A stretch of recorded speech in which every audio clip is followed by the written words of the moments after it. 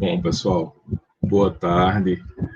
Mais uma vez, um prazer estar aqui com vocês, tê-los em mais essa aula da disciplina de circuitos lógicos, né? Então, vamos dar continuidade às nossas atividades para finalizar aquilo que a gente estava vendo na aula passada, né? Até a aula passada, a gente estava trabalhando com números com sinal. Então, a gente estava vendo algumas formas de representar esses números com sinal, né? E hoje a gente vai tentar aproveitar essas diferentes formas de representar um número com sinal para realizar algumas operações básicas. Então, isso vai concluir o que a gente tinha visto na aula passada, certo? Então, na aula passada, eu vou compartilhar aqui a minha tela para a gente voltar para a nossa apresentação e aí eu falar, fazer um resumo geral da aula passada para dar continuidade à aula de hoje, né? Na verdade, a gente vai ver esse pedaço da aula de hoje, vai ver essa parte que conclui a parte de números com sinal e vamos avançar um pouquinho no conteúdo. Então, deixa eu compartilhar aqui.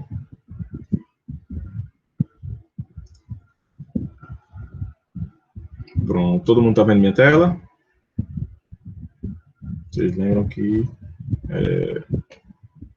beleza, Natália, muito obrigado. Só relembrando aqui, pessoal, quando vocês estiverem com alguma dúvida, né, mais uma vez, não se sintam acanhados, não. Vocês podem interromper aí a apresentação, tá bom? Então, deixa eu... Não, do início não. Bom, vamos lá. A gente tinha parado na aula passada bem aqui, né? Que foi, que era com a imagem do primeiro computador que implementou a representação em complemento de 2, né, para números negativos.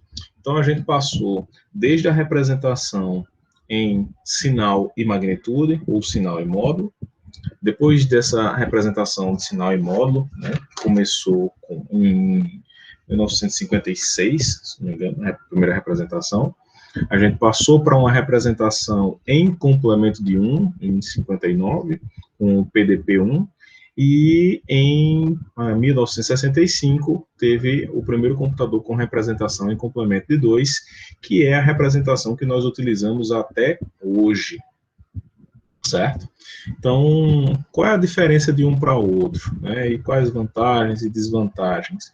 Então, a gente tinha a representação em sinal e magnitude, era uma representação extremamente simples de se fazer, né, onde o sinal daquele número era representado como mais um bit, então era adicionado mais um bit na informação, de modo que esse bit, ele tinha um valor para o sinal positivo e tinha um valor para o sinal negativo. E a partir daí, todas as operações matemáticas que precisassem ser feitas com esses números, elas eram feitas levando em consideração esse bit de sinal. Bom, é óbvio que a gente tem umas contrapartidas em relação a essa simplicidade da representação, né? A primeira delas é que a gente está perdendo um bit de informação. Se lembrem, né, que no sistema computacional, memória é um recurso limitado, né? Então, qualquer representação de um número, ela fica mais limitada ainda se a gente diminui a quantidade de bits que está utilizando para representar esse número. Então, esse era o primeiro lado negativo. O segundo era que a gente tinha duas representações de zero, né? A gente tinha o zero positivo e o zero negativo. Isso aí era um problema. Na representação em complemento de 1, a gente conseguiu resolver um desses problemas. A gente conseguiu minimizar a questão de termos um número, termos um bit a mais, que significava o sinal, mas que ao mesmo tempo fazia com que a gente perdesse a possibilidade de aumentar o tamanho da informação, né, ou o dado que a gente queria representar. Bom, deixa eu olhar aqui para se chegou mais gente. Pronto, Rafaela. Bom, beleza. Então, vamos voltar lá. Boa tarde, Rafaela. Bom, e aí, para resolver esse complemento de 1, né, minimizava, tirava essa desvantagem, né, da gente perder um bit de informação. Porém, ainda mantinha o problema com a dupla representação do zero, o zero positivo e o zero negativo. A forma de representação que minimizou os dois problemas, né, tanto a perda de um bit quanto a representação dupla do zero, foi a representação em complemento de 2, que é a representação que a gente utiliza até hoje. Bom, a representação em complemento de 2 nada mais é do que a representação em complemento de 1 mais 1, levando em consideração a base que a gente mais vai trabalhar aqui, que é a base binária. Então, é extremamente simples implementar a representação em complemento de 1, dado que, para a base binária, a representação em complemento de 1 nada mais é do que a inversão dos bits. Então, você só precisa inverter os bits e você já tem a representação em complemento de 1. E aí, a partir da representação em complemento de 1, a gente só precisa adicionar 1 o conjunto de bits que precisam ser alterados para que nós tenhamos a representação em complemento de 2, certo? Então, vamos ver como é que o uso dessas representações permite com que a gente faça operações aritméticas utilizando números binários, que vai ser o nosso foco. A gente vai ver também em decimal, só para ilustrar o processo, tá bom? Então, vamos fazer uma brincadeira inicial aqui em aritmética de sinal e magnitude. Depois a gente vai repetir isso para aritmética em complemento de 2. Então, para realizar uma operação aritmética com a representação em sinal em amplitude e magnitude, a gente vai seguir um algoritmo para a operação aritmética de adição. A primeira que a gente vai ver aqui é a operação aritmética de adição. O processo de realizar essa operação aritmética de adição usando a representação de sinal e magnitude, ela passa por 3 passos. O primeiro é verificar, né? O primeiro passo aqui é verificar os sinais dos números e efetuar uma comparação entre eles. Como assim? A gente vai checar, né, se ambos têm o mesmo sinal ou se eles têm sinais diferentes. Se eles tiverem o mesmo sinal, a gente vai fazer aquilo que a gente já sabe, né? Vai realizar a soma das magnitudes e o sinal do resultado é o mesmo das parcelas. Então, se a gente tiver, né, 2 números com o mesmo sinal, seja ele positivo, seja negativo, e a gente quiser realizar uma operação de soma, a gente vai somar as magnitudes e o resultado dessa operação, né, vai ter o mesmo sinal das parcelas, já que os sinais são iguais. Se os números têm sinais diferentes, né, a gente passou aqui para o passo 2, se os números têm sinais diferentes, a gente vai identificar qual é a parcela que tem a maior magnitude e vai guardar esse sinal. A gente vai subtrair a magnitude do menor em relação ao maior, apenas as magnitudes, desconsidera o sinal. E aí, uma vez feito esse passo aqui, a gente vai aplicar ao resultado o sinal da parcela de maior magnitude, certo? Então, se os sinais são diferentes, a gente guarda o sinal da parcela que tem a maior magnitude, realiza a subtração de um em relação ao outro e atribui ao resultado o sinal daquela parcela que tem a maior magnitude. Beleza? Então, vamos para um conjunto de exemplos aqui, né? Se a gente precisa realizar uma soma de 2 valores que têm o mesmo sinal, aqui, né, a gente já está tranquilo. A gente mantém o sinal das parcelas, realiza a soma das magnitudes e o resultado vai ter o mesmo sinal das parcelas. Se a gente tem sinais diferentes nas parcelas, a gente armazena o sinal da maior magnitude, faz a subtração entre as parcelas e o resultado da operação vai ter como sinal o sinal da parcela com maior magnitude. Certo? Então, vamos considerar aqui uma palavra de dados com 6 bits. Aqui a gente está falando, né, a gente está trabalhando com valores decimais, mas imagine que a gente tenha esses valores representados com 6 bits, quando a gente converte eles. Vamos pegar aqui essa primeira letra, né, essa primeira alternativa. Então, mais 13 representado com 6 bits, e aí, ó, tem uma coisa que a gente precisa lembrar, que quando eu digo o dado ele está sendo representado com 6 bits, lembre, se a representação é em sinal e magnitude, um desses bits vai ter que representar o sinal. Então, na prática, informação útil, né, dentro desses 6 bits, ela está contida, né, apenas em 5. É óbvio que quando eu digo assim, informação útil, eu estou... Professor, Oi, mandou. Diga aí. No caso, vai dizer, né? Quem mandar o número vai dizer se está em sinal e magnitude. Como assim? Quem mandar o número? Eu tô imaginando assim que está tendo uma comunicação entre... Sim, por exemplo, numa prova, dá a questão e diz para você dizer qual o número que significa na base 10. Sim, claro. Se a gente estiver falando assim, em termos de problemas, dando uma prova, coisa desse tipo, isso aí precisa ser fornecido. Não tem como você adivinhar a forma de representação só pelo valor, né? Só pelo valor que você tem, não tem como você dizer qual é a forma de representação. Agora, se a gente estiver falando de um sistema computacional, isso é uma coisa que, assim, dificilmente vai ser fornecida. Por quê? Porque isso, teoricamente, é uma característica, é uma especificação do computador. Então, você não precisa necessariamente dizer, quando você passa um dado para esse computador, você não precisa dizer que esse dado está em representação de sinal e magnitude. Por quê? Porque, independente se você disser ou não, pelo fato daquele computador ter sido construído utilizando representação de sinal e magnitude, ele vai sempre entender que todos os números que ele está recebendo, eles estão representados como sinal e magnitude.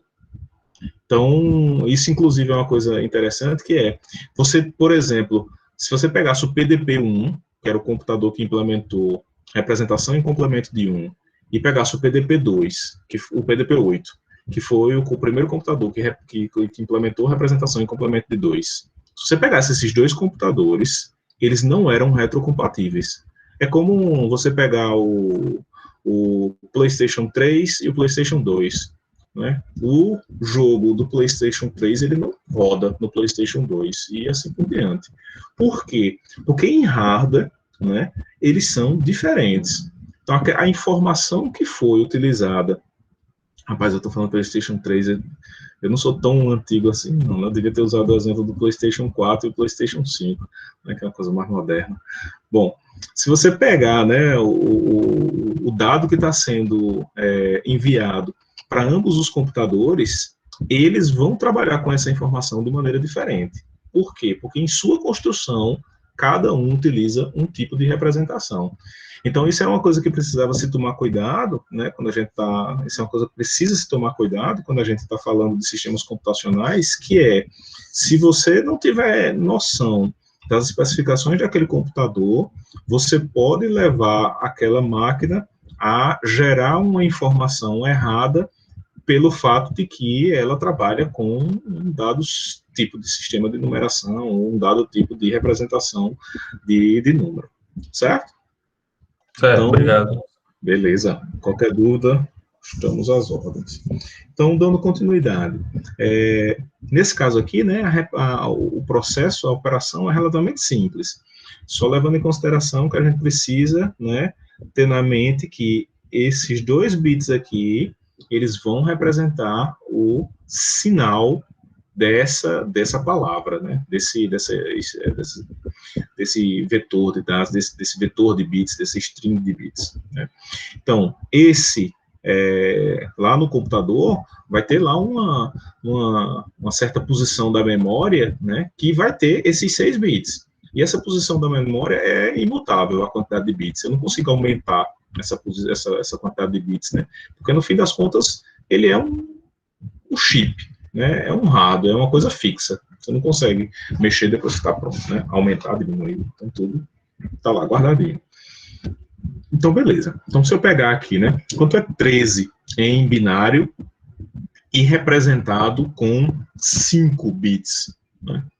13 em binário e representado com 5 bits é 0, 1, 1, 0, 1.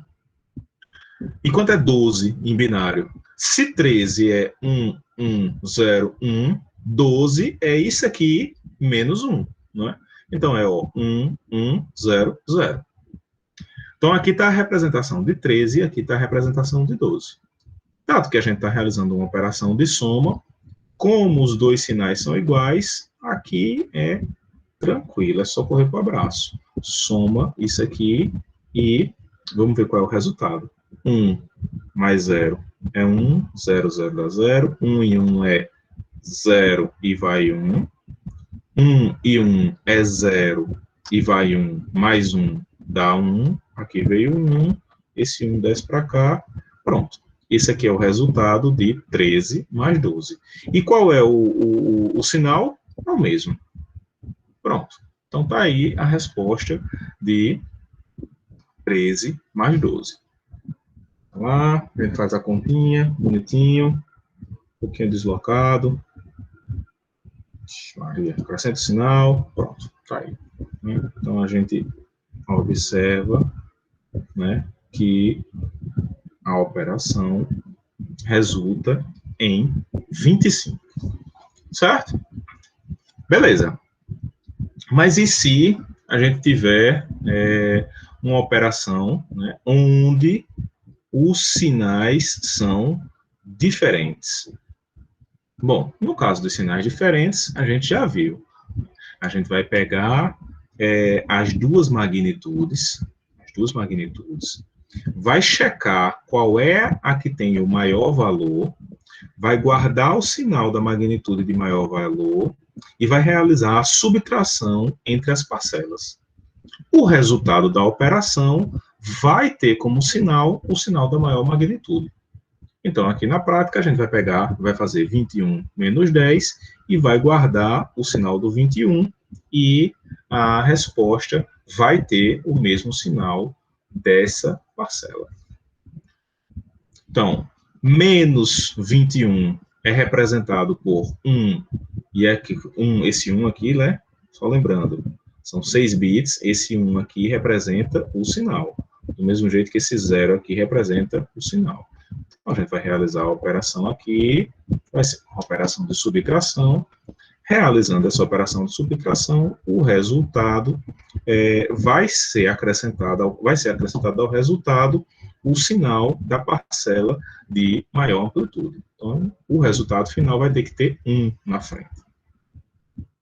Então, quando se realiza a operação de subtração, está lá, maior módulo 21, sinal menos 1, o resultado da subtração dá 11, que é esse aqui, né? 1, 0, 1, 1. E agora a gente vai simplesmente acrescentar o 1 aqui na frente. Pronto. Então, esse resultado aqui é o resultado da operação de subtração, levando em consideração já o seu sinal negativo. Então, a gente tem aqui menos 11. Bom, mas até aí, quando a gente está fazendo na mão, essa coisa é beleza, é fantástica. A gente não tem muito problema na hora de implementar essas operações. Se você vê aí, a mesma coisa pode ser feita aqui para a alternativa B, né? A gente vai ter aqui, seguindo aquela mesma linha, a gente vai ter aqui um sinal positivo, o resultado da operação, né? Faz a subtração aqui, já que são sinais diferentes, a gente pega o sinal da maior amplitude, e esse sinal aqui da maior amplitude vai aparecer no resultado da operação, a gente faz a subtração, né, de um menos o outro, e aí Percebam, né? Ó, cuidado. Na hora que a gente está fazendo a operação aqui, ó, a gente não realiza a subtração do bit de sinal. O bit de sinal, ele é acrescentado. A operação é feita sempre com os bits de dado, né? A gente vai ter bit de sinal e bit de dado. Essa informação, né, ela é dividida em duas partes. Um pedacinho da informação representa o sinal e um pedaço da informação representa o dado. O bit de sinal, ele não entra na operação. Ele é acrescentado, certo? Só que tem um problema nessa brincadeira, que é, e se a gente precisar, nesse caso aqui, realizar a operação aqui também dá tranquilo, ó, faz a operação aqui, ó, 17 e 9 faz a soma, dá 26, isso aqui é a resposta, o bit de sinal, esse bit de sinal aqui é igual ao sinal da parcela, já que as duas parcelas são iguais, tudo bonitinho até então. Só que o que é que acontece se a gente realizar aqui, por exemplo, essa operação ou essa? Vamos ver. Se eu pegar aqui, ó, aqui tá, os sinais estão iguais, né? 17 e 19 são positivos. Aqui é o valor de 17, aqui é o valor de 19. Se a gente realizar essa operação, ó, 1 mais 1 dá 0 e vai 1, 1 mais 1 dá 0 e vai 1, 1 mais 0 dá 1, 0 mais 0 dá 0, 1 mais 1 dá 0. Só que tem um vai 1 dessa coluna aqui. Um transporte de saída positivo. Esse transporte de saída positivo, ele vai para algum canto. Que canto é esse? Bom, depende. Se na hora que o cara projetou o circuito, se ele ligou o transporte de saída dessa coluna ao transporte de entrada da coluna do sinal, o que é que acontece? Esse vai 1 aqui, ele pode vir aqui e aparecer no sinal. Se ele aparecer no sinal, qual é a bronca que vai acontecer? Se aqui aparecer 1. Bom, se aqui aparecer 1, a gente vai ter um problema sério, que é esse número, que deveria ser positivo, ele vai aparecer como sendo um número negativo. Outra coisa, na hora que você realiza essa operação aqui, e você considera que só esses 5 bits representam o dado, a gente tem outro problema, que é, com 5 bits, qual é o maior valor que a gente consegue representar? 2 elevado a 5, né? Com 5 bits. Isso é igual a 32. Só que o resultado da soma deveria dar 36. Perceberam? Se o resultado da soma estoura o máximo de representação que a gente consegue fazer com aquela quantidade de bits, é óbvio que esse resultado aqui vai estar errado. Esse resultado aqui não corresponde ao valor correto da soma. E aí, como é que na informática, como é que num sistema computacional a gente identifica isso? Como é que a gente identifica que tem alguma coisa errada, né? Isso aqui funciona tanto para a operação onde os sinais são positivos, como na mesma operação aqui, só que com os sinais negativos, né? Ele vai gerar o mesmo problema. Como é que a gente identifica esse tipo de coisa? Bom, aqui é simples. A gente só precisa implementar um detector de 1 nessa última coluna.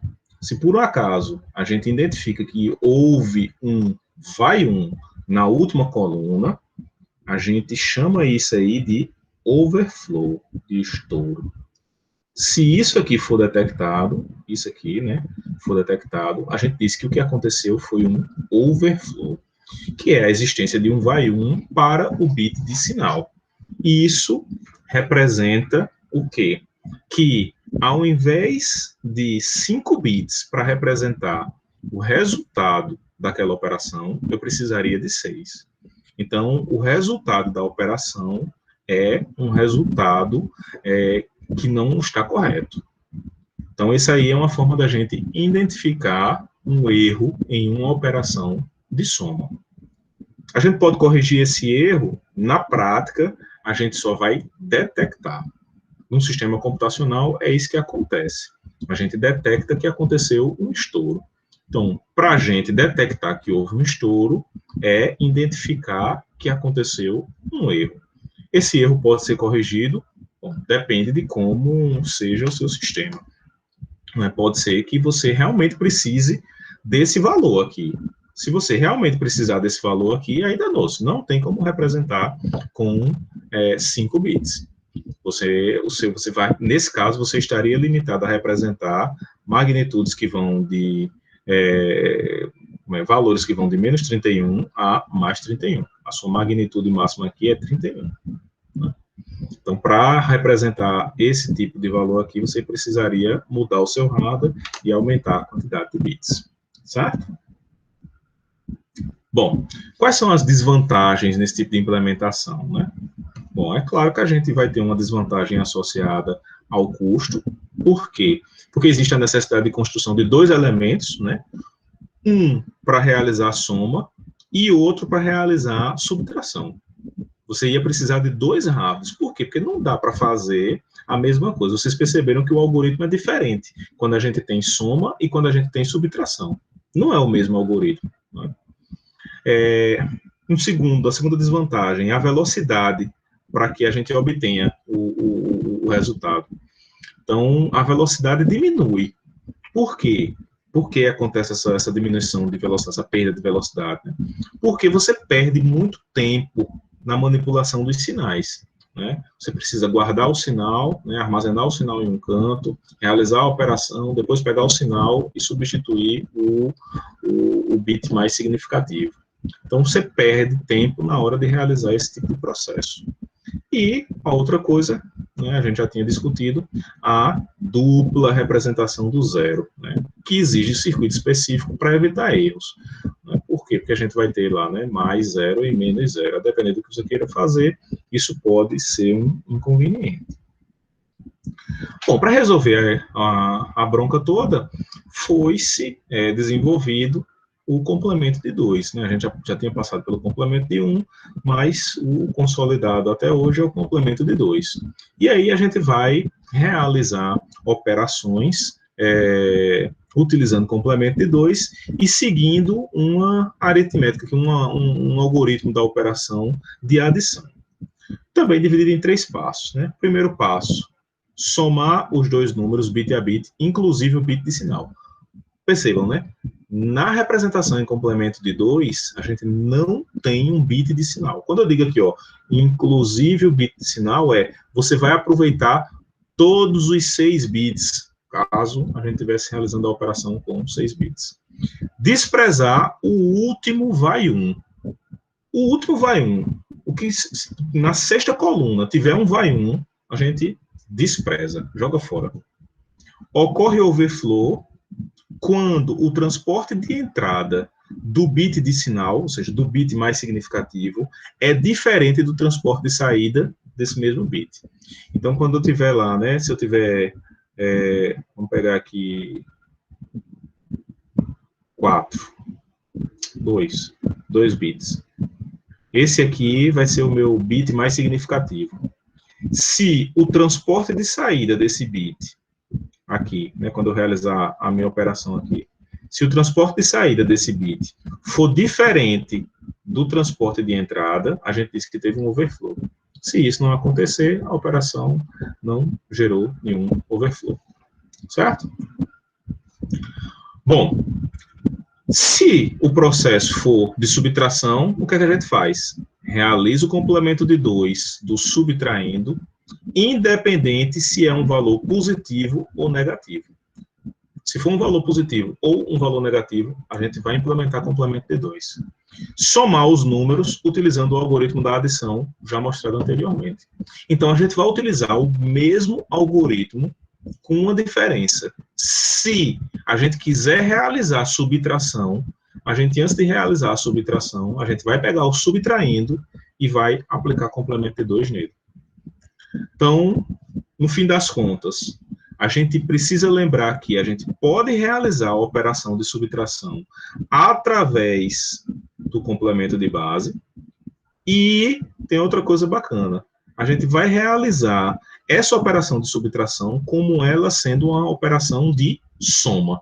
Se a gente pegar aqui, ó, A menos B, isso é a mesma coisa que A mais o complemento de base de B.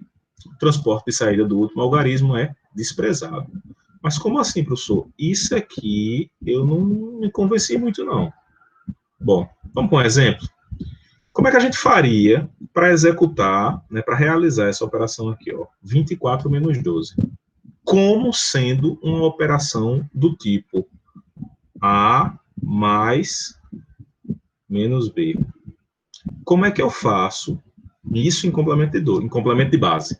Eu estou falando complemento de 2, né, mas complemento de 2 se a gente estiver falando de base binária. Né? Se a gente estiver falando de maneira geral de um sistema de numeração, é complemento de base. Então, aqui seria complemento de 10, né, decimal. Então, 24 menos 12. Eu sei que o resultado é 12, mas como é que eu faço isso aqui utilizando uma operação de soma? Bom, a primeira coisa que a gente vai fazer, né? Eu não estou querendo fazer uma subtração. Independente do sinal aqui, o que é que eu faço? Implemento complemento de base nesse valor aqui. Quanto é o complemento de 10 do valor 12? Alguém lembra como é que é o processo? O cálculo?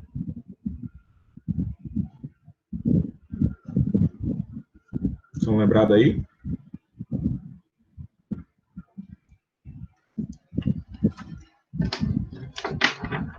E aí, gente? Subtrai 10, não? Quase. É quase. Lembrem, o complemento de 1 é o que falta para chegar em 99, se tiver dois dígitos. O complemento de 2, né? O complemento de base diminuída é o que falta para você chegar no maior número que você pode representar com uma certa quantidade de dígitos naquela base. Se eu estou falando de base decimal, o complemento de 9, que é o complemento de base diminuída de decimal, é o que falta, se eu estiver trabalhando com 2 dígitos, seria o que falta para chegar em 99. O complemento de base, ou seja, o complemento de 10 na base decimal, é o que falta para ele chegar na potência da base, né, o 10 elevado à quantidade de dígitos que eu estou utilizando para representar. Então, se eu estou utilizando 2 dígitos, é 100.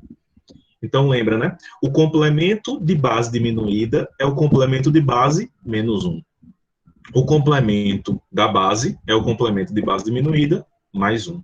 Então, se eu estou falando aqui complemento de 2, ou complemento de base, de 2 não, gente, complemento de base, se eu estou falando complemento de base, eu preciso ver aqui, né, isso aqui, né, 12, eu vou substituir 12 pelo valor que falta para ele chegar em 100, já que eu estou utilizando 2 dígitos. Então, seria 10 elevado a 2. Esse é complemento de base. Né? Se fosse o complemento de base diminuída, seria 99.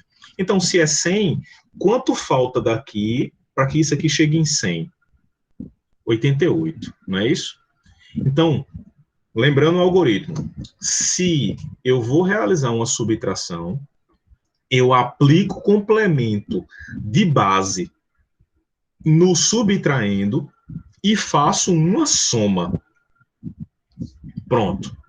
Então, eu vou pegar aqui, e essa minha operação agora vai ser 24 mais 88. Gente, 24 mais 88 dá 12.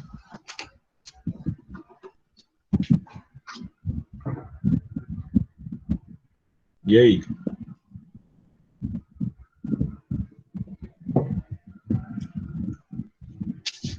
Que rufem os tambores. Que apostas vocês fariam? 24 mais 88. Bom, vamos fazer a nossa conta. Se eu pegar aqui 24 mais 88, ó, 4 mais 8 dá 2, vai 1, né? Aí eu tenho aqui, ó, 3 mais 8 dá 11. Né? Então, se você fizer 24 mais 88, isso não dá 12. Isso dá 112. E aí, como é que trocar isso aqui por isso aqui vai resultar no mesmo valor? Bom, é simples. É só a gente lembrar da primeira premissa que eu falei aqui de um sistema computacional. Existe uma limitação no sistema computacional. Que limitação é essa? Memória. Né? Então, se a gente está realizando operações e eu digo que o tamanho máximo do espaço que eu tenho para representar é dois espaços, então, independente do que vem, independente do resultado, esse resultado só vai ser expresso em 2 espaços. Então, aqui, quando você realizar 24 mais 88, você simplesmente despreza esse valor aqui. E aí, 24 mais 88 dá 12, que é o resultado que a gente está esperando. Vamos repetir a mesma coisa para isso aqui agora, para o B. Na verdade, né? Se a gente pegar aqui, ó, o B, que seria, qual é o valor? 1101 menos 101. Pronto, primeira coisa, né? Eu quero fazer essa operação aqui, só que eu vou fazer essa operação aqui em complemento de base. Para fazer essa operação em complemento de base, eu vou pegar isso aqui e vou aplicar complemento de 2. Nesse caso, né? Porque essa base que a gente está falando aqui, né? Se a gente está trabalhando com números binários, essa base aqui é 2. Então, eu vou fazer complemento de 2 desse número. Depois que eu fizer complemento de 2 desse número, eu realizo uma soma entre essa parcela e o resultado do complemento de 2 desse número. Primeira coisa, qual é o complemento de 2 de 101? Levando em consideração que eu estou representando tudo em 4 bits. Se eu estou representando tudo em 4 bits, eu vou acrescentar um 0 aqui. Primeira coisa no complemento de 2, eu vou realizar o complemento de 1 desse número. O complemento de 1 desse número é 1, 0, 1, 0. Complemento de 1 é o mais simples que existe, né? É só inverter os bits. E o complemento de 2? O complemento de 2 é o complemento de 1 mais 1. Então, eu só preciso pegar aqui e realizar uma soma. Que soma vai ser essa daqui? Que vai realizar a soma com 1. Então, se eu pegar esse valor aqui, eu tenho 1 mais 0 dá 1. Aí aqui é tudo 0, né? 0, 0, 0. Já que são 4 bits. Opa, tem um mais. Então, aqui, ó, 1 mais 0 dá 1. 0 mais 1 dá 1. 0 mais 0 dá 0. 0 mais 1 dá 1. Então, pronto. Isso aqui é o complemento de 2 disso aqui. Se isso aqui é o complemento de 2 disso aqui, é só pegar isso aqui, colocar aqui, ó, e fazer a soma da primeira parcela com essa. Fazendo a soma dessas duas parcelas, 1 mais 1 dá 0, vai 1. 0 mais 1 dá 1, mais 1 dá 0 e vai 1. 1 mais 1 mais 0 dá 0 e vai 1. 1 mais 1 dá 0, mais 1 dá 1 e vai 1. Esse 1 que veio para cá, desceu aqui assim, ó. Pá. Aí o que a gente faz com ele? Joga fora. O resultado da operação é só isso aqui. Por quê? Porque eu só tenho 4 bits para representar a informação como um todo. Certo? E aí, essa operação está correta? Ela geraria algum problema para mim? Daria um estouro no resultado dessa operação? Lembrem, tem uma regrinha. Qual é a regra para a gente saber se aconteceu um overflow? Aqui, ó, a gente pega essa última coluna e checa. O transporte de entrada dessa coluna e o transporte de saída dessa coluna são iguais? Se são, não teve problema nenhum. Se não são, a gente teve um overflow. Aqui, ó, quem é o transporte de entrada dessa coluna? 1. Quem é o transporte de saída dessa coluna? 1 também. Aqui, ó, 1 e 1. É o transporte de entrada e o transporte de saída dessa coluna. Então, não teve problema nenhum. E aí, realizar essa operação aqui vai dar esse resultado. Que resultado é esse? Que valor é esse aqui? Que valor é esse? Bom, aqui eu tenho 1, 1 e 1. Aqui é 1 mais... aqui 4, 4 e aqui 8.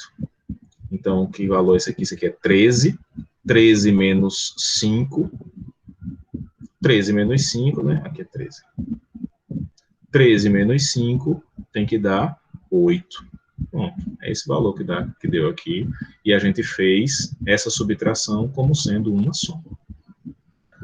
Qual é a conveniência de se realizar uma operação desse tipo? Bom, agora pode ser que não esteja tão claro esse processo.